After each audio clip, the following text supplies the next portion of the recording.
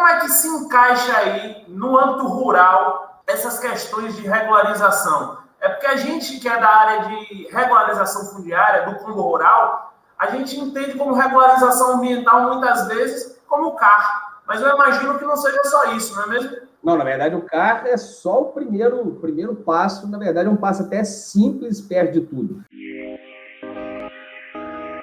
No meu caso, eu trabalho com empreendimentos de mineração, empreendimentos hidrelétricos que são situados na zona rural. Então, existe uma interface entre o empreendimento e a zona rural. Para o produtor rural, além dessas regularizações fundiárias que vocês fazem, se ele tiver alguma atividade produtiva na propriedade dele que seja passível de licenciamento, ele também tem que regularizar. E aí, desde 2012, com o novo Código Florestal, antes de 2012 não tinha o cadastro ambiental rural. Não existia esse instrumento que hoje rege, é o início de tudo aí da conversa ambiental que a gente tem. Antes já existia a lei da reserva legal, já existia a lei da APP, mas não existia o cadastro ambiental rural, entendeu? Então, o cadastro ambiental rural foi uma coisa que surgiu com o novo código e ele veio para ser um instrumento de auxílio e ele acabou virando ter essa importância toda que ele tem hoje, que nem era na minha visão para ter, porque ele não tem, por exemplo, instrumentos que te permitem trabalhar como o próprio georreferenciamento do INCRA, que ele trava quando há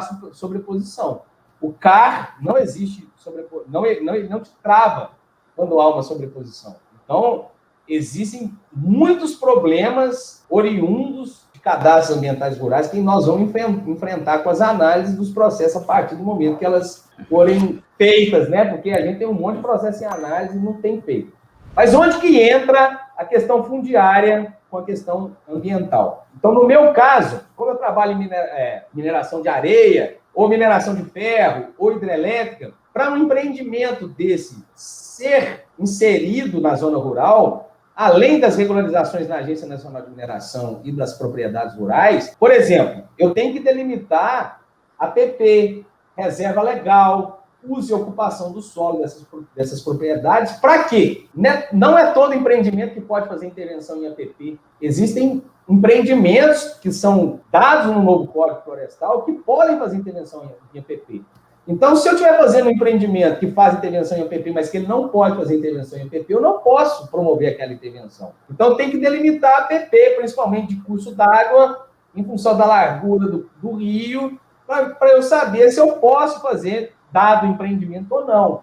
Então, esse é o primeiro ponto. Reserva legal é outro. Aqui onde eu estou, né, no estado de Minas, 20% das áreas tem que ser destinadas para reserva legal, salvo aquelas exceções do novo código lá, Parará. Mas, via de regra, 20% da área tem que ser destinada para a reserva legal. E aí, por exemplo, eu tenho que ter a reserva legal delimitada antes de eu delimitar meu empreendimento. Porque reserva legal é uma área legalmente protegida. Eu não posso fazer intervenção, corte de árvore em reserva legal. Eu não posso fazer empreendimento hidrelétrico em reserva legal. Eu não posso fazer uma mineração em reserva legal. Eu posso solicitar a relocação da reserva se eu descobrir uma jazida de minério ali embaixo. Mas eu tenho que mudar a reserva de lugar formalmente no órgão ambiental para eu poder intervir naquela área, entendeu? Então, eu tenho que delimitar a reserva, eu tenho que delimitar a PP e, por exemplo, no meu caso específico de hidrelétrica e no caso de mineração, pode haver a intervenção em APP. Existem 3 possibilidades no novo código de você fazer intervenção em APP.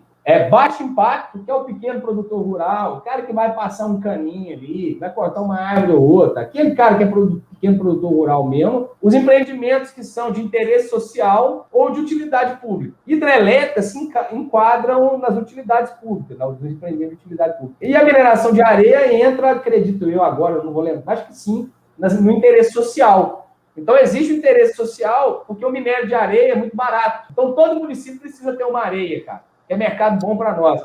Porque a partir de um certo momento, a distância para você entregar a areia fica mais cara do que o próprio minério. Então, praticamente todos os municípios do país têm uma extração de areia a seco ou em leito de rio, cara. Porque a distância da entrega influencia no preço final. Como o minério é barato, tem que ter praticamente em todos os estados. Então, eu preciso de regularizar as questões fundiárias para eu poder fazer esse tipo de empreendimento. Só que, vamos lá, quando eu vou fazer uma hidrelétrica, às vezes eu intervenho em 3, 4, 5 propriedades. No momento que eu estou fazendo o licenciamento lá na etapa inicial, eu não preciso fazer essa regularização toda da propriedade. Mas o órgão ambiental fala o seguinte: a partir do momento que você fizer a intervenção, antes de você fazer a intervenção, você tem que me comprovar que você comprou essa terra, que você tem um cadastro ambiental rural, que você tem a reserva legal, que você delimitou a APP, a intervenção em APP. Aí você vai me apresentar aqui o empreendimento com uso e ocupação do solo, com o limite da propriedade, com a alocação da reserva legal. Vocês entenderam, então, aonde eu entro?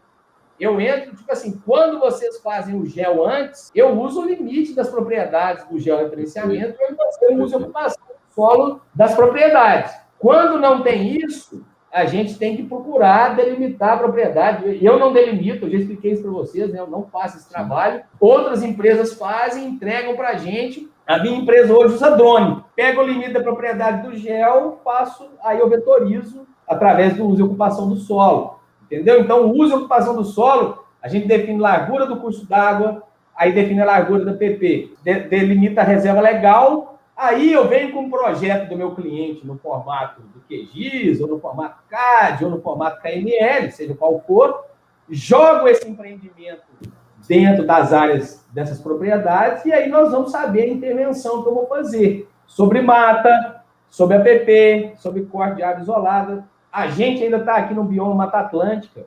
Existe uma lei específica do bioma Mata Atlântica, que é a Lei 11.428 de 2006, que empreendimentos de utilidade pública e interesse social podem fazer a supressão de vegetação. Interesse social, não. Utilidade pública, tá? Os empreendimentos de utilidade pública podem fazer supressão de vegetação. A lei da Mata Atlântica, cara, só libera o corte para empreendimento de utilidade pública nesse caso. Então, se eu for fazer supressão de vegetação no bioma Mata Atlântica, eu ainda tenho que comprovar que não é um estágio avançado ou uma vegetação primária, eu tenho que comprovar o estágio da vegetação que eu vou cortar para o Estado me autorizar o corte. Quando eu corto, eu tenho que plantar o dobro, eu tenho que conservar. Na verdade, plantar não. Eu tenho que compensar o dobro. Então, eu tenho que achar uma área que tenha Mata Atlântica dentro da mesma bacia, para fazer que seja fora de APP, fora de reserva legal, para eu promover a compensação pelo corte da mata que eu vou fazer por aquele empreendimento. Intervenção em APP é 1 para 1. Se eu intervenho em 1 hectare de APP, eu tenho que fazer o plantio de 1 hectare de APP desprovido de vegetação. Então, assim, existe uma interface muito grande do licenciamento ambiental com a questão rural e a questão fundiária, e eu aproveito muito o trabalho do georreferenciamento quando eu tenho, para eu aproveitar os limites das propriedades, porque eu sei que aquele limite é confiável.